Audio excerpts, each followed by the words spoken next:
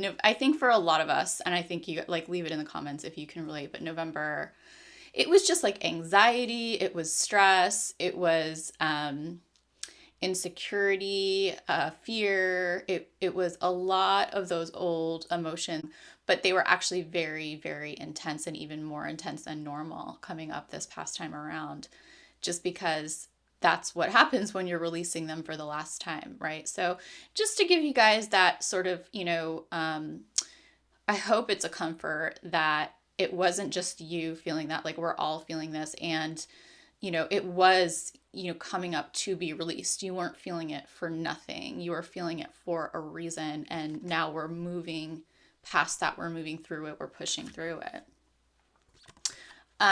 Yeah, so this is actually interesting because this is a card about feeling stuck. And I think this is maybe like how a lot of us feel right now. I think we do potentially feel kind of stuck, but with that Chariot card, I think it's an illusion. I don't think we're actually stuck. I think it's one of those situations where you plant the seed and there's all of this stuff happening, but below the surface, it looks like there's nothing happening, but then the sprout comes up and it winds up, like a beanstalk going up really, really fast.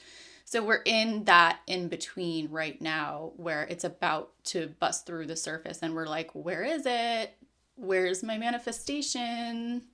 You know what I mean? But just, I know I hate giving people the message to be patient. I personally hate getting that message because I feel like I have been fucking patient and I don't want I just don't want to fucking hear it. But I think that is the message coming from spirit, and unfortunately I'm going to have to relay it. Sorry. Yeah. Yeah. So actually what's interesting is that beneath that, beneath that stuck ass card was the Eight of Wands, which is all about fast movement, really fast movement.